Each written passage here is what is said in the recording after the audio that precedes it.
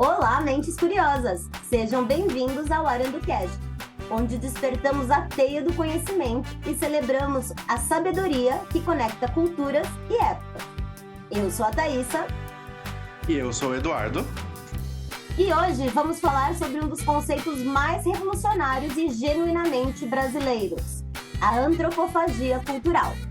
Em 1928, Oswald de Andrade escreveu uma frase que mudaria para sempre como vemos nossa identidade. Só a antropofagia nos une. Socialmente, economicamente, filosoficamente, mas o que significa? Como a arte brasileira aprendeu a devorar outras culturas para criar algo completamente novo? E por que esse conceito de quase 100 anos ainda é tão atual e poderoso hoje? Preparados para descobrir como o Brasil se tornou mestre na arte de transformar influências em originalidade?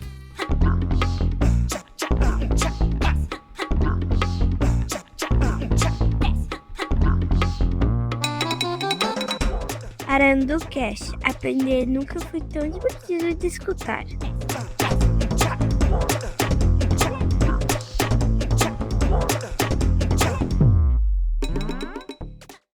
Vocês sabiam que o tropicalismo, a feijoada, o carnaval e até o candomblé têm algo em comum? Todas são exemplos perfeitos da antropofagia cultural, a capacidade brasileira de comer outras culturas e criar algo completamente nosso.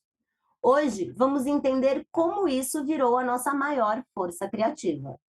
Sobre coisas que eu penso no cotidiano, talvez seja uma das que eu penso 24 horas. Eu tô sempre pensando sobre isso. Inclusive, né, só para quem não sabe, essa é a tríade dos episódios especiais pra gente, porque os últimos 2 episódios, um foi sobre um tema que eu gosto muito, que é o Grande Tempo, né, o 27. O 28 foi sobre a Era do Fun, sobre como a gente vai seguir essa jornada a partir daqui. E a gente fez um acordo. Eu escolheria um para comemorar o meu aniversário, que a gente gravaria antes, que é o do Grande Tempo, e o Eduardo escolheria um para gravar depois do aniversário da Era do Fun, que representaria o aniversário dele, que também é próximo, para fazer. E esse é o assunto que ele escolheu. De todos os assuntos do universo, esse é um oferecimento Eduardo Cotarelli. Ok, galera? Sim, assinatura Eduardo Cotarelli Produções Culturais. Mas, como eu acho que deve iniciar essa coisa? Eu acho que a gente tem que começar a falar do maluco que começou a teorizar esse negócio, que é o Oswald de Andrade. O que você acha?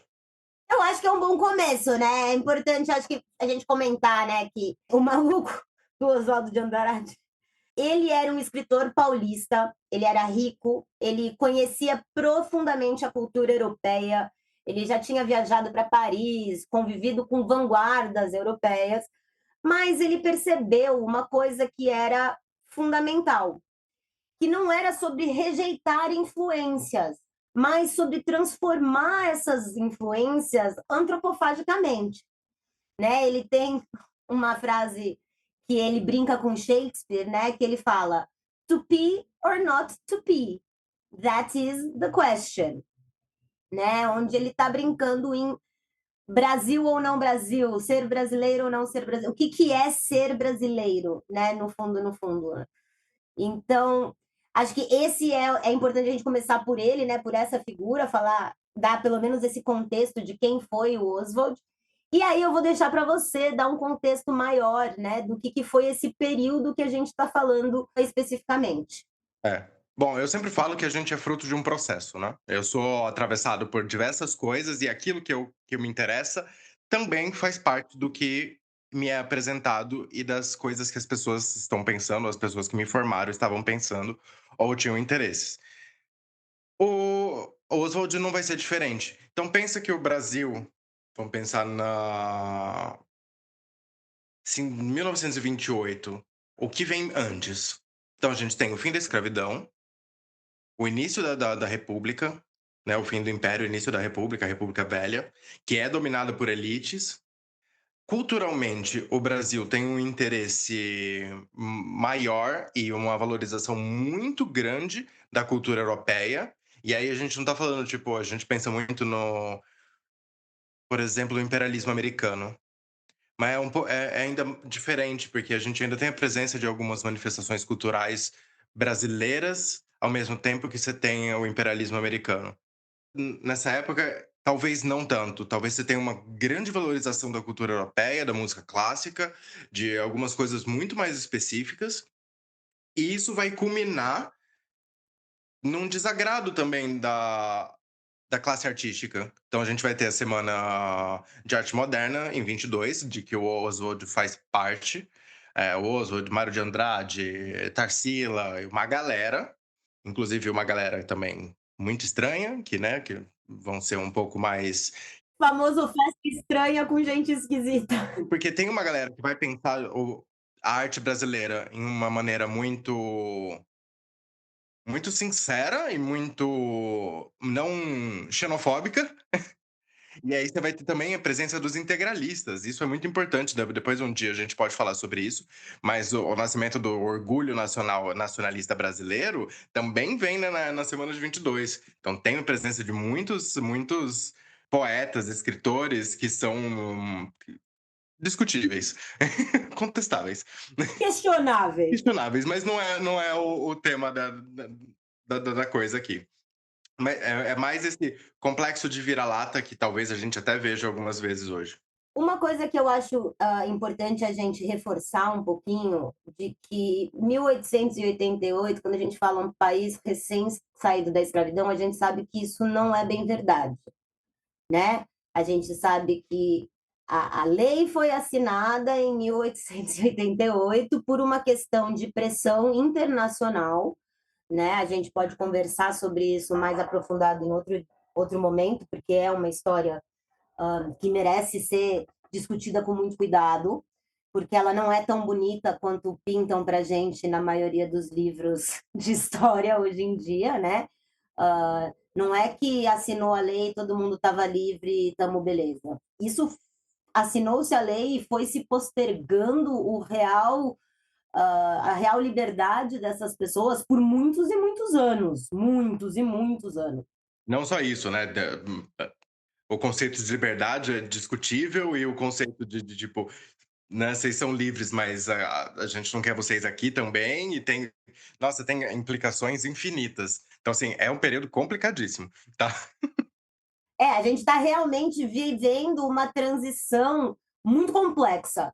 Não se tem uma busca ativa, vamos dizer ainda, por reestruturar o sistema, mas o sistema está sendo reestruturado de qualquer forma por influências externas, né?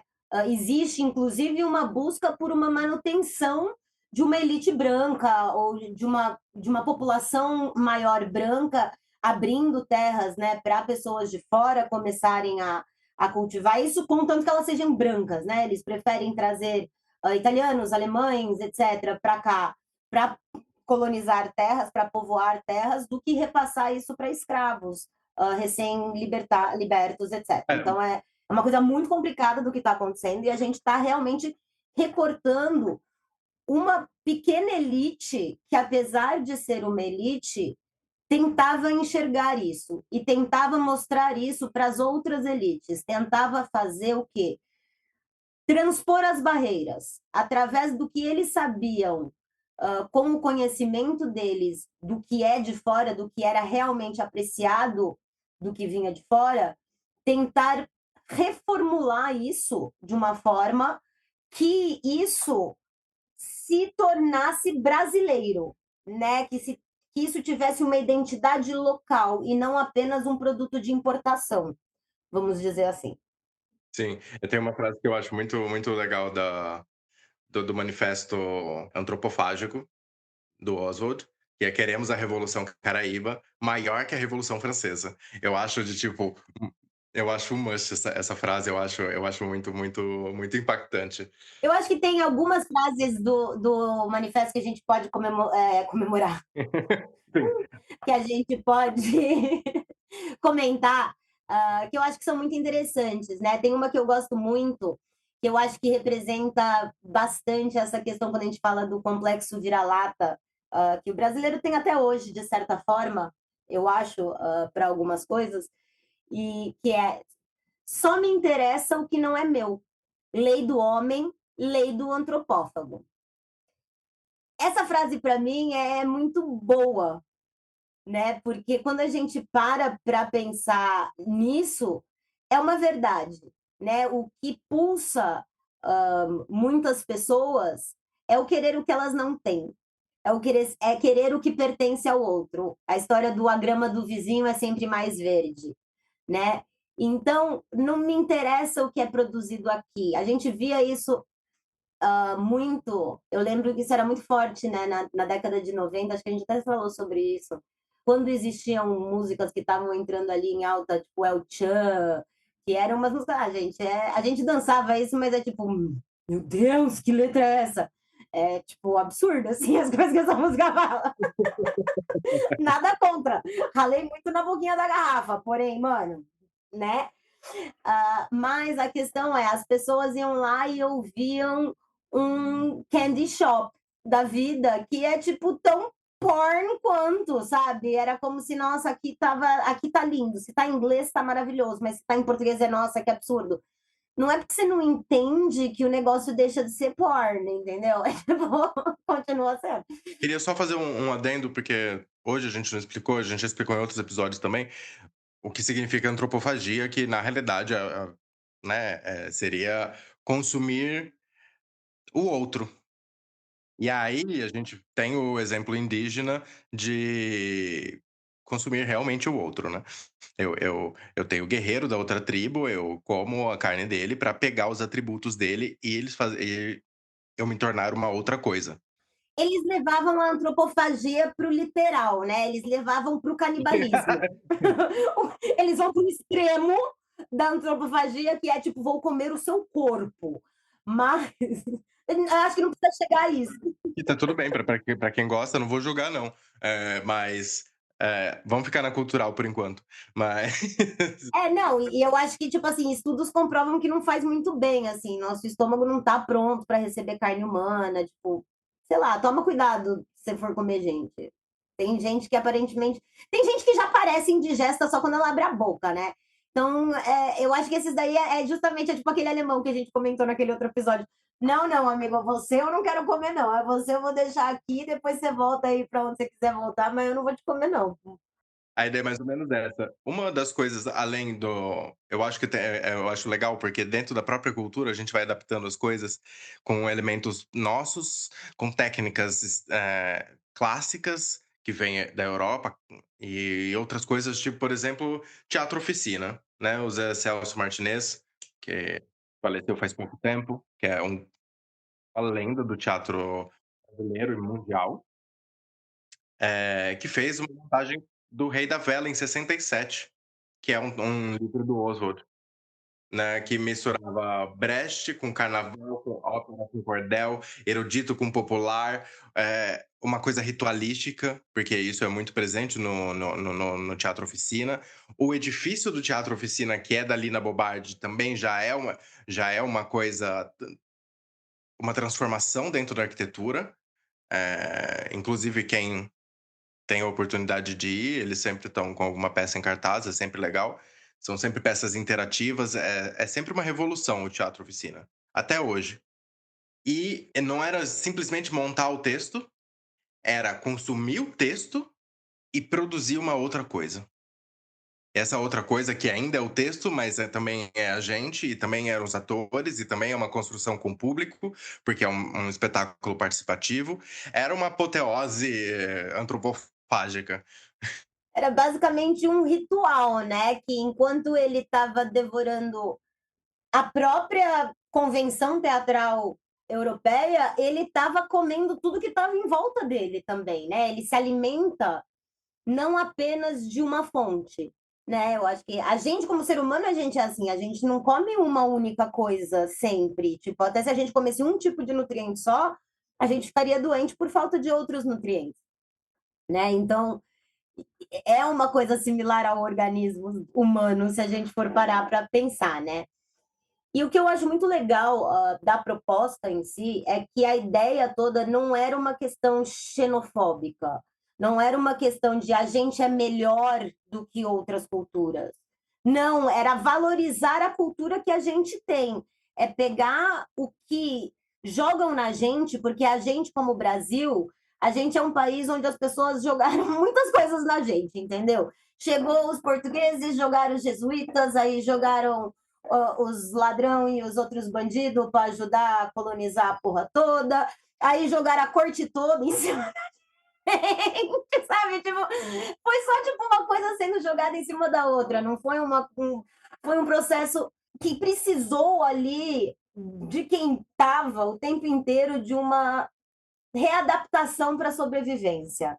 Né? Então, essa criatividade, essa transformação criativa que é consciente dentro do brasileiro. A gente fala muito sobre o jeitinho brasileiro, eu acho que isso na verdade, basicamente uma parte 2 do jeitinho brasileiro, se a gente for parar para pensar no fundo, mas é muito sobre isso, entendeu? É sobre como o Brasil ele já é antropofágico desde sempre, né? A gente tem indígenas, aí a gente tem os europeus, aí a gente tem os africanos, e aí a gente vai tendo cada vez mais pessoas de países diferentes. Não é à toa que o nosso passaporte é o mais caro do mercado negro. Caso vocês não saibam dessa informação, fica aí a informação.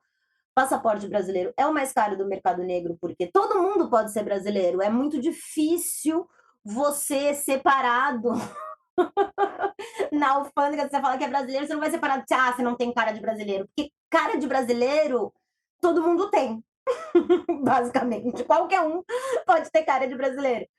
Então, eu acho que ele achou, né, esse manifesto antropofágico dele uma forma de legitimar essa mestiçagem cultural como uma força, como uma identidade brasileira e não como uma fraqueza, né? Ele mostra que a nossa diversidade não deveria tornar a gente distantes uns dos outros, mas sim aproximar a gente mais, porque a gente percebe que o que está no nosso quintal não é o que está aparecendo na arte, não é o que está aparecendo na tela, o que está aparecendo em outros lugares, porque isso é a identidade cultural de outros países e não a nossa. Tem uma curiosidade histórica que eu acho muito que nos une, nós dois, nesse caso, É verdade. e o manifesto foi escrito na mesma época que o Freud escrevia sobre o inconsciente, e ambos falam sobre devorar o outro para se construir. Então é assim, tudo para mim, nossas duas fontes de estudo. Porque o Freud, tipo assim, o Freud ele tem os problemas dele, já conversamos sobre isso, e se alguém não souber e quiser me perguntar, a gente pode falar mais sobre isso depois. Sim. Mas, em termos de psicologia e psicanálise, ele foi uma pessoa muito importante. Ele foi um questionador muito importante que foi contra muita gente para conseguir provar uma coisa que é usada até hoje e beneficia muitas pessoas, que é a psicologia. Não é, gente? Façam terapia, por favor. E é muito louco essa ideia de que duas pessoas observando o mundo e a sociedade em dois pontos completamente do mundo, vendo pontos completamente do mundo, entendem. Tudo bem que o Freud, de certa forma, ele está analisando um micro, que é um indivíduo, enquanto o Oswald está analisando um macro, que é um país como o Brasil, mas os dois estão discutindo em como essas duas coisas se constituem e como é similar essas duas constituições, né? Como as duas ocorrem da mesma forma. Sim. E isso é muito louco quando a gente para pensar tudo isso. Mas eu acho que a gente pode seguir um pouco, porque eu acho que se no teatro a antropofagia criou um espetáculo único, né, que deixa a gente entender um pouquinho mais mão na massa como é que funciona essa relação, o que explodiu mesmo foi a música, né? Como a antropofagia ela foi se espalhando por todas as partes, todas as artes do Brasil, ela foi criando vários movimentos. Então, o que aconteceu foi que o tropicalismo, ele praticamente aplicou o manifesto antropofágico na música popular.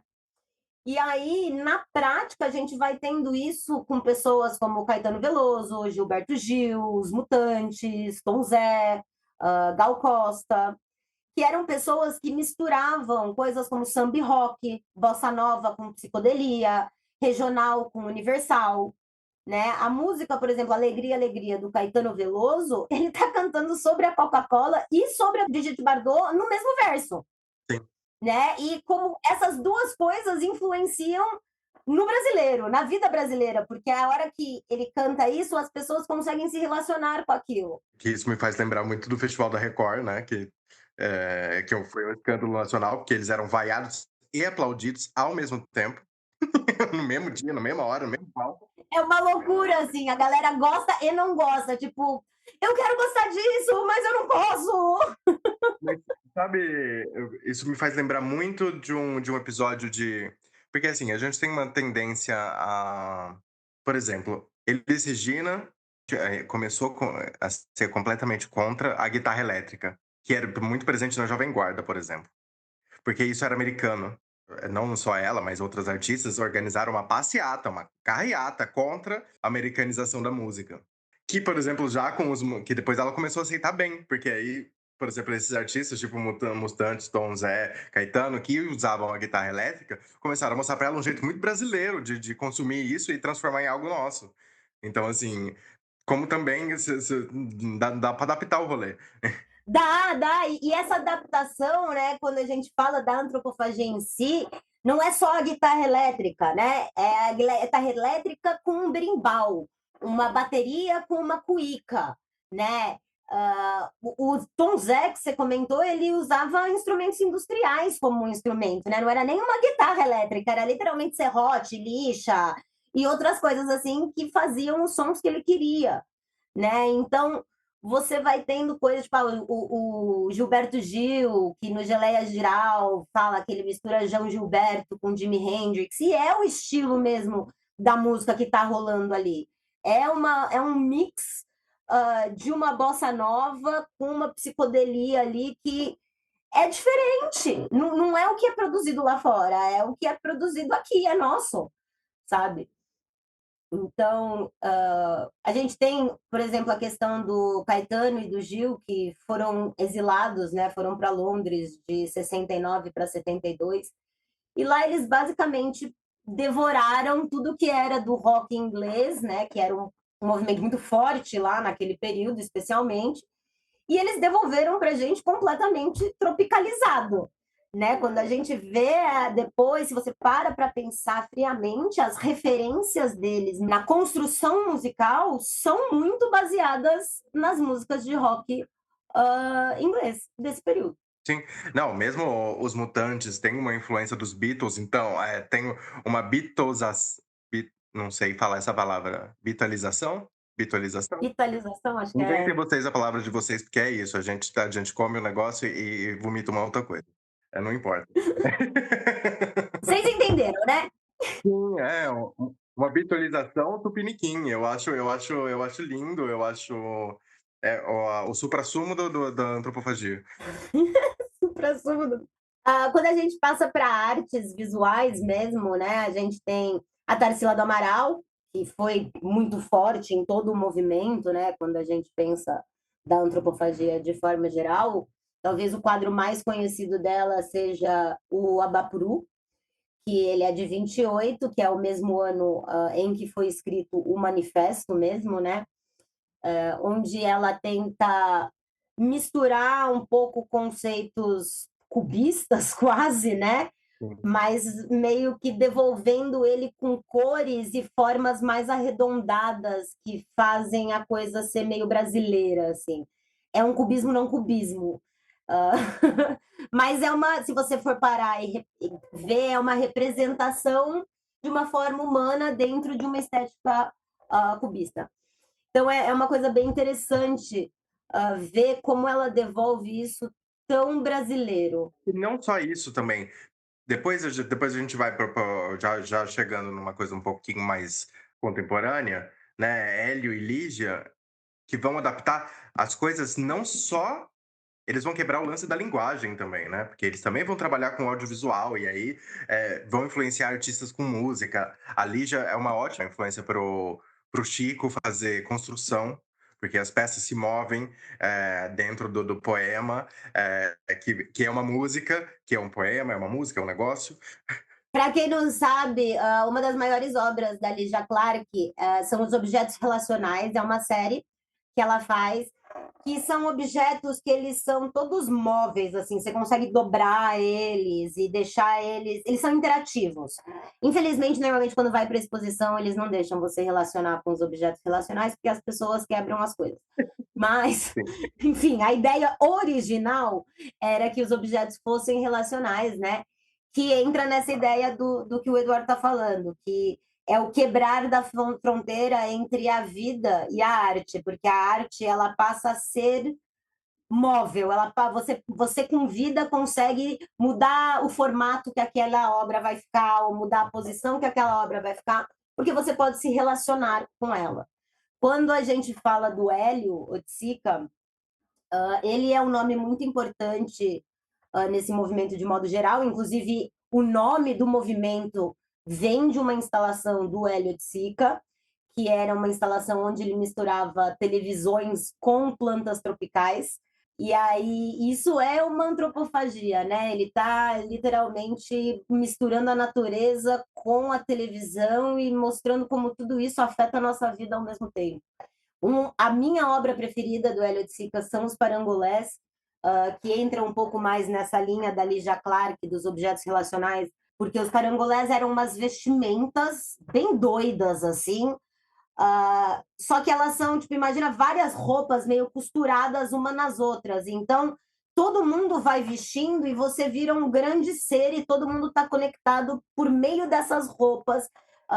Então, a arte precisava que outras pessoas se relacionassem, tanto entre elas como com a obra, para a obra realmente existir, para a obra realmente ter uma função. Então, isso é antropofagia. Isso é antropofagia. E é um dos meus períodos preferidos da arte brasileira, e o Parangolé é uma das minhas obras de artes preferidas. O lance de se relacionar com a obra, não só as linguagens que se podem interconectar junto, a partir disso, para mim tipo, é tudo. É tudo. É revolucionário. Principalmente naquele momento. Falando em revolucionário, acho que a gente pode entrar um pouquinho na área do cinema, que é o cinema novo, né? Que a gente tem ali, principalmente o Glauber Rocha, Sim. com uma estética da fome. Então, a gente tem a frase dele que é bem conhecida, que é uma câmera na mão e uma ideia na cabeça. Ele basicamente pegava as técnicas da Nouvelle Vogue française, né? E ele juntava com uma temática do sertão. Então, ele tem filmes tipo O Deus e o Diabo na Terra do Sol, que a gente pode classificar com um mix de western spaghetti com cordel e com messianismo. E uma coisa que eu achei maravilhosa, que eu não sabia, é que ele influenciou cineastas como Coppola e Scorsese. E a gente está falando de grandes nomes do cinema. Acho que talvez maiores até que o próprio Glauber, que foi a referência deles para criar o que eles têm hoje. Então, isso para mim foi muito tipo, nossa. Não, o Glauber é muito conceituado no cinema internacional como um diretor e um criador incrível, assim. Mas é isso. A gente tem uma certa resistência à cultura brasileira no exterior, né?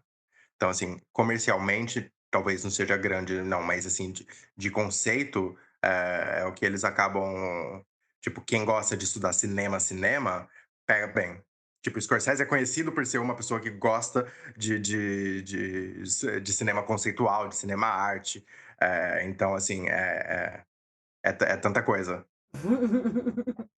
Aí a gente pode passar um pouquinho para a literatura.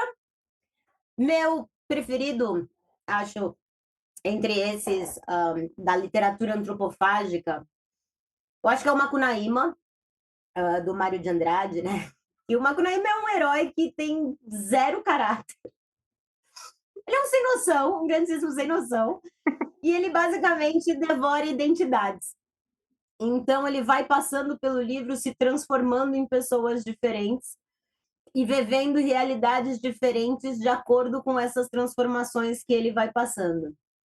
E eu gosto muito de Macunaíma, porque nele tem a citação do próprio Macunaíma, que é a que eu mais uso no meu dia a dia, que é "Ai, que preguiça". Tudo pra mim. Tatuaria essa frase. Eu tatuaria essa frase, eu também, eu tatuaria essa frase. "Ai, que preguiça".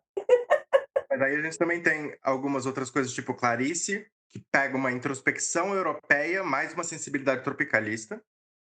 Muito tropical, assim, muito, muito brasileira. Ela pega um jeito de escrever muito europeu, mas a realidade dos personagens é brasileira, né? Você vê isso claramente em A Hora da Estrela, né? Que é um jeito de escrever muito similar com o que é apresentado pela Europa, especificamente, desse período, mas a história é 100% brasileira. Inclusive o final, tipo, quando eu entendi o nome do livro com o final, eu falei, mano, todo brasileiro vai entender isso, porque, tipo, faz sentido. Faz sentido. Sim, a mesma coisa vai acontecer muito com Jorge Amado também. Jorge Amado é um queridinho meu e um queridinho nosso, porque a gente foi assistir o Capitães da Areia, que é o meu livro preferido do Jorge Amado, no cinema. Meu também, meu também. Capitães de Areia é um livro maravilhoso. Quem não leu, leia. Ele é lindo. É um livro lindo, gente. É um livro Eu lindo. quero ser mulher de Pedro Bala. Quero ser a mulher do Pedro Bala. Porque tem um realismo social com elementos mágicos que não são típicos, porque a gente está acostumado com os elementos mágicos e fantásticos, muito de uma lógica europeia. Então, ter esses elementos mágicos afro-brasileiros, para mim, é tipo, ó, tudo. E ele faz isso em vários livros dele, né? Porque o Jorge Amado ele fala muito sobre a Bahia. Né? Ele é da Bahia, ele fala muito sobre a Bahia. Eu também gostaria de ser da Bahia e falar muito sobre a Bahia, mas infelizmente eu sou de São Paulo. Ah, ele traz essa realidade, assim como a Clarice traz essa realidade da vida urbana, eu acho que a Clarice trabalha um pouco mais com a vida urbana, ele traz essa realidade de uma Bahia que se desenvolve, né? Porque nesse período também a Bahia está se desenvolvendo com toda a questão do cacau, né? Então você tem um outro olhar, um outro ponto de vista. Na verdade, acho que quando eles. Não sei, eu sei que também tem a parte da bucha, sei lá como é que chama, que é a doença que pega nos frutos do cacau, então foi um declínio também da Bahia. Houve esse alto do cacau e de repente teve o declínio por causa dessa praga que começou a matar muito cacau. E ele pegou todo esse movimento, e você vê muito esse movimento na hora que ele retrata as histórias deles e a história das elites dele, né? Porque as elites deles são as elites locais, e elas sofrem com as oscilações do tempo e espaço onde elas vivem, né? Então tem essa questão muito legal. Além dos palcos, a antropofagia está em outras coisas. Tipo, no nosso prato, nas nossas festas, nas nossas formas de viver, e de falar e de escrever. E tudo que a gente consome e produz. Então, amiga, o mais incrível é que todo brasileiro é um antropófago sem saber. A gente faz isso naturalmente, sai assim pelos nossos poros. Eu acho dramático essa expressão. Mas é verdade, eu acho que a gente já falou um pouquinho sobre a feijoada, né, no outro episódio do Jeitinho Brasileiro. Mas eu lembrei de uma coisa, porque né, a feijoada ela é uma antropofagia, porque a gente falou ela de um outro ponto de vista, vamos dizer assim. Mas no ponto de vista antropofágico, ela é uma mistura do feijão, que é um ingrediente indígena, o porco, que é um ingrediente europeu. A gente não tinha porcos no Brasil. Os porcos eles chegaram com os portugueses quando os portugueses vieram para cá. Então, o porco não é originário brasileiro, apesar de a gente comer muita coisa com porco, não é originário brasileiro. E os temperos, de modo geral, eles são temperos africanos.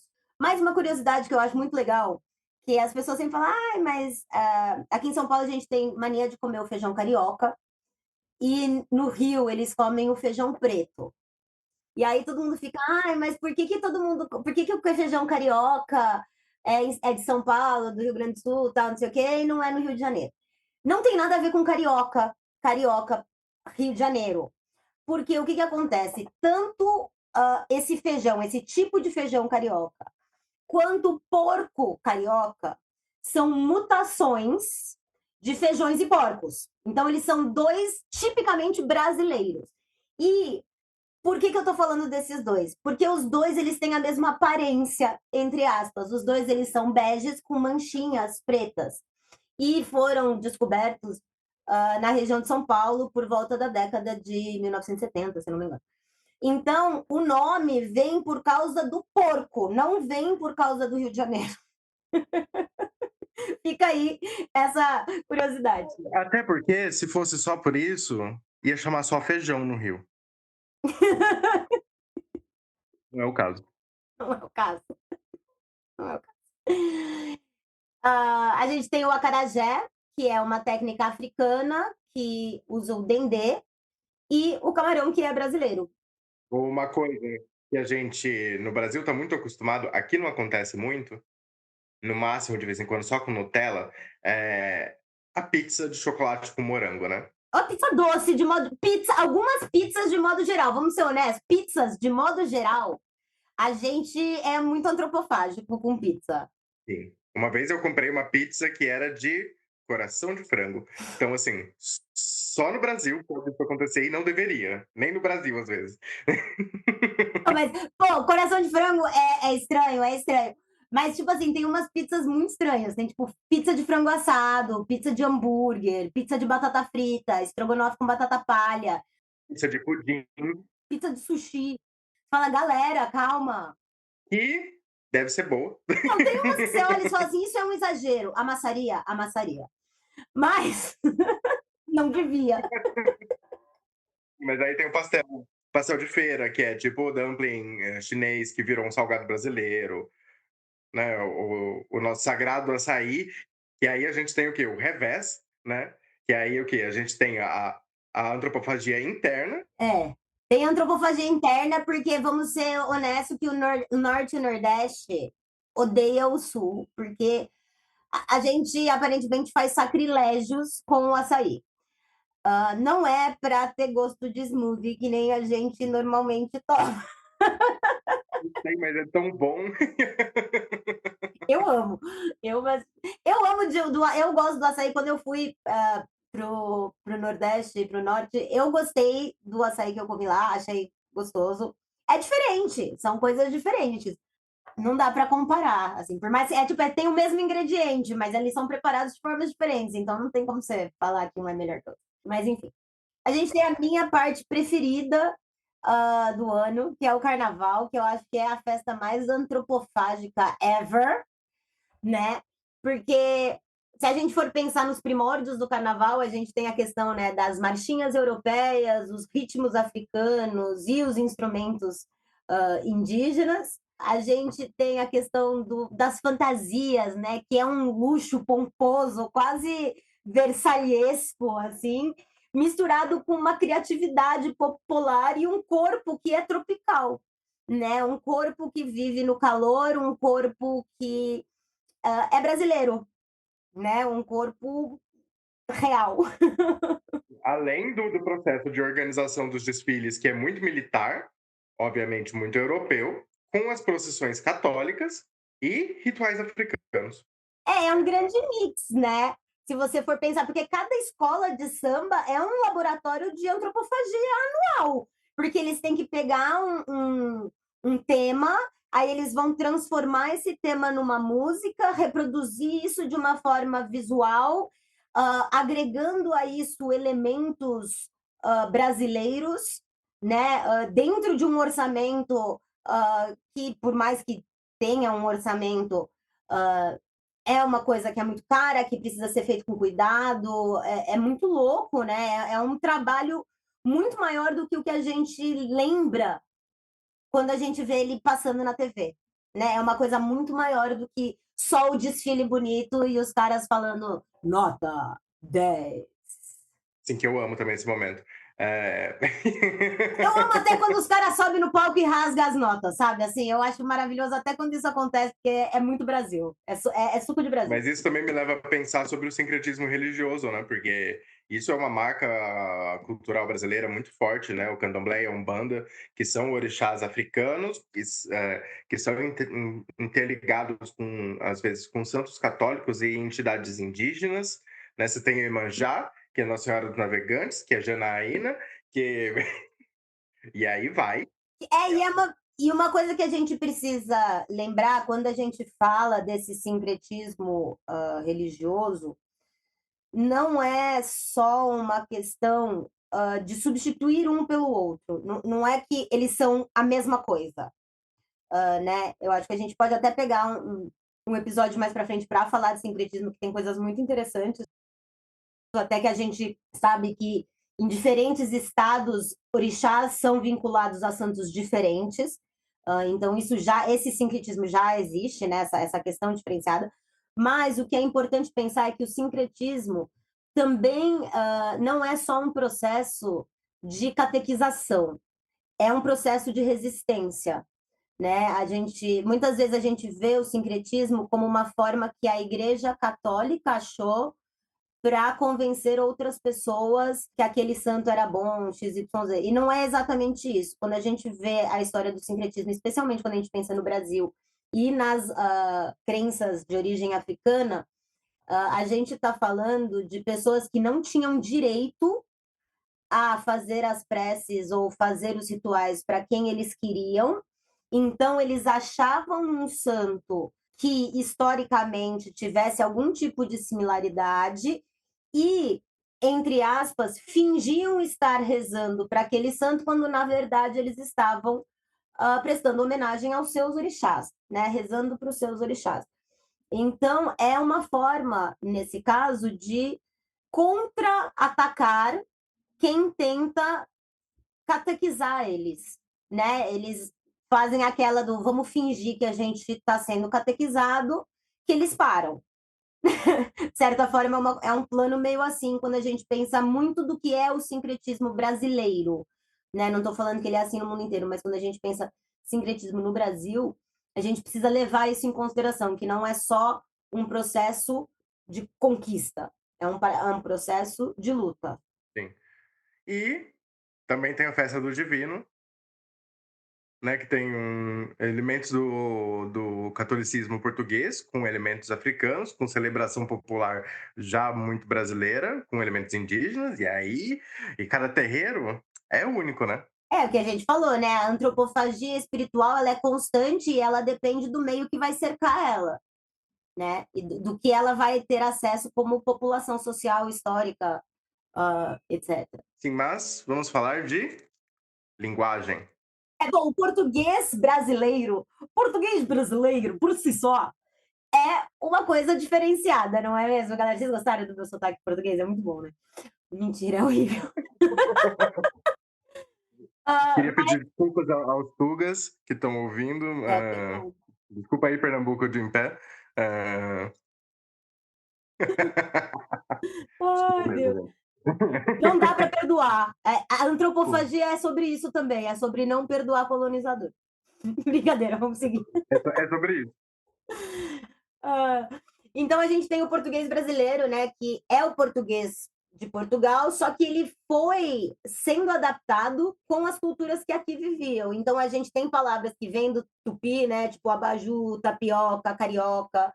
A gente tem africanismos, tipo caçula, moleque, que são palavras que vêm de outros idiomas e a gente adaptou por conta da vivência e da população que foi se criando em cada área, né?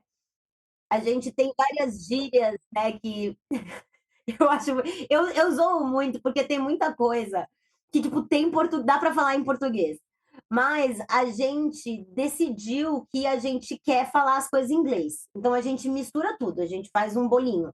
Então a gente tem coisas tipo deletar, printar, download, né? Tipo, ou baixar, que são verbos que não querem dizer o que eles queriam dizer antes, e a gente abraçou uma coisa diferente. Sim, eu queria fazer um adendo pro Pajubá, que é uma linguagem da população LGBTQIAP+, principalmente da população trans e travesti, principalmente talvez de São Paulo e Rio, né, porque são os grandes centros, né, que por ter uma ser aceitas em lugares de religiosidade africana, pegam esses termos, né, adaptam para nossa cultura. Então, muitas palavras do Pajubá, desse dicionário dessa língua falada pelas travestis e pessoas trans, eh, ela vai ser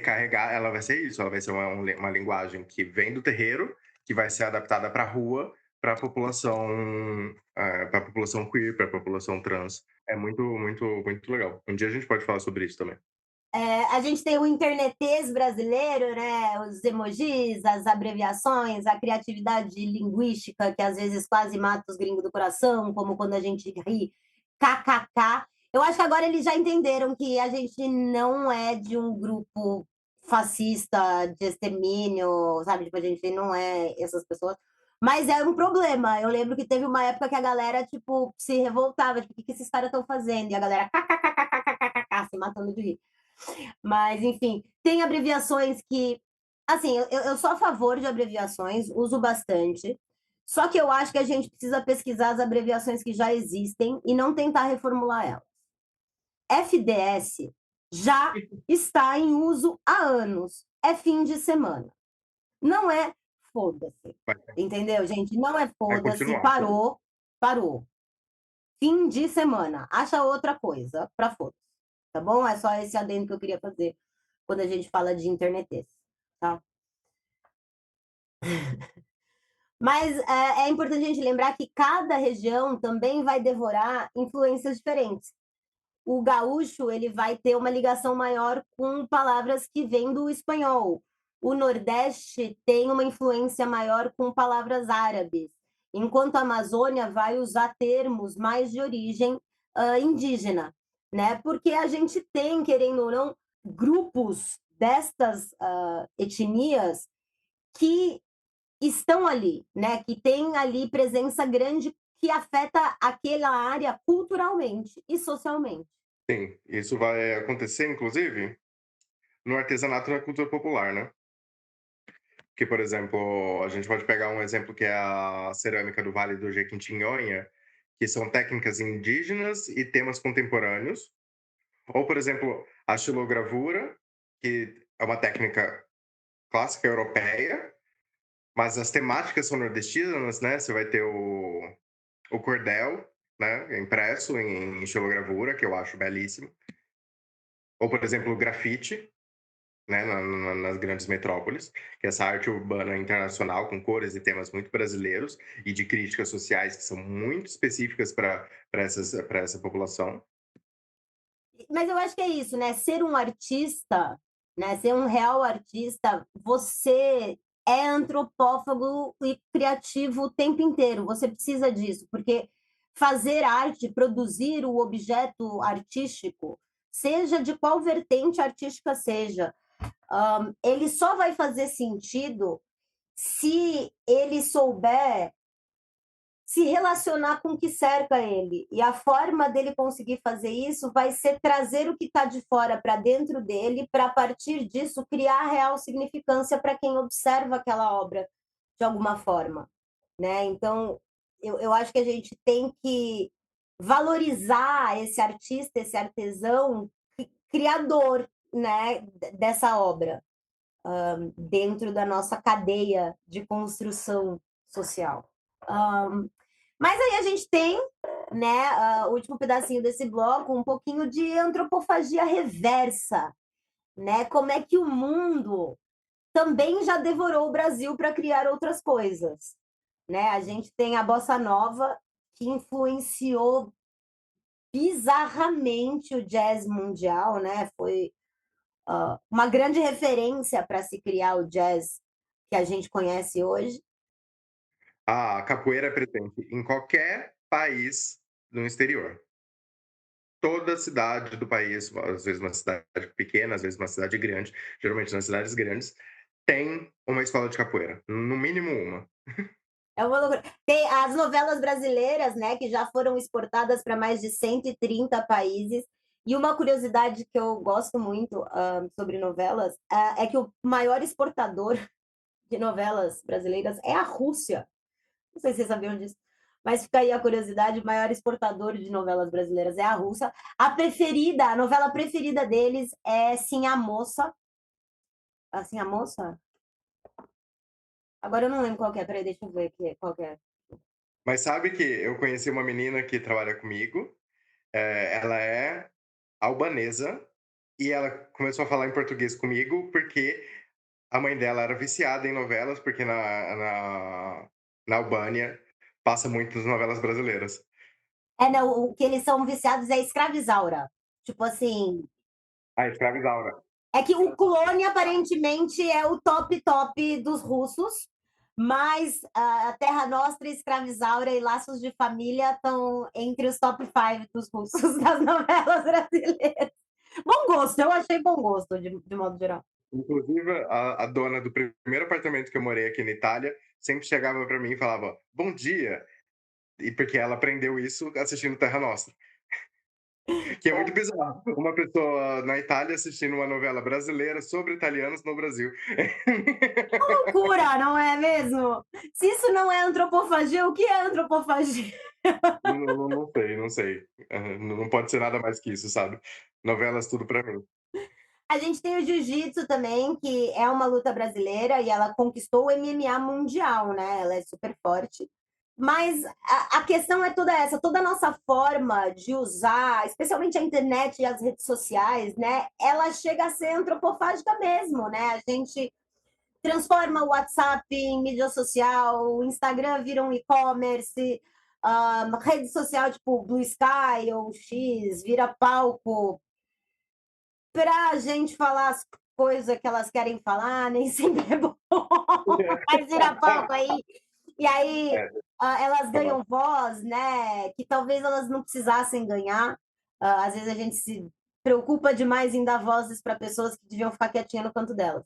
Então fica aí essa reflexão para você. Então, só pra gente concluir, é isso, né? A antropologia não é só um conceito artístico, ela é uma forma de ser e estar no mundo, né? Nós somos um país que aprendeu a transformar a influência e aquilo que fazem a gente engolir de qualquer maneira em originalidade, cópia em inovação e colonização em criação. E isso não é casual, né? É tipo isso, é um processo, é uma resistência, acima de tudo. Isso, o Arandu puro. A sabedoria ancestral brasileira não está em preservar tradições intocadas, mas em saber transformar, adaptar e recriar. Nossos ancestrais indígenas já praticavam antropofagia ritual, devoravam os inimigos para absorver sua força. Nós fazemos isso culturalmente há séculos. Em tempos de globalização e redes sociais, a antropofagia brasileira é mais relevante do que nunca. Enquanto alguns países temem influências externas, principalmente nesse momento, né, a gente pode ver que está acontecendo legal, nós fazemos completamente o inverso. Nós as devoramos e criamos algo novo, tipo Lady Gaga versão forró. E esse é o nosso superpower cultural, sabe? Ai, ai. A antropofagia brasileira pode ser modelo para o mundo. Como conviver com diferenças, transformando-as em criatividade. Como ser global sem perder a identidade. Como inovar, respeitando tradições. E vocês? Onde vocês veem a antropofagia cultural no cotidiano de vocês? Qual que é a mistura que vocês fazem sem perceber, que vem natural para vocês? Como vocês devoram essas influências para criar algo próprio? Né? A gente quer ouvir o que vocês têm para dizer, o que vocês acham, o que vocês notaram no cotidiano de vocês. E lembrem-se, toda vez que vocês misturam referências, transformam influências e criam algo novo, estão praticando antropofagia cultural. Continuem devorando o mundo e criando brasilidades. Até o próximo episódio. Vai, Brasil! Beijo!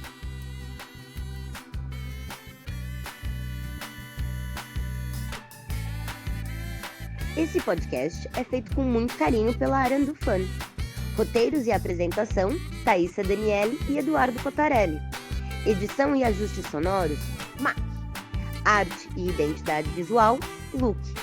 A voz da vinheta é da Valentina Bernardino e as músicas adicionais são do Quincas Moreira.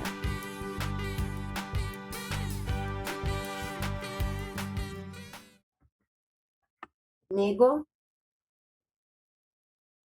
Você tá travado. Eduardo, você tá travado. Eduardo, você tá travado. Eduardo, Tô. você tá travado. Pá. Eduardo. Voltou. Aê, voltou!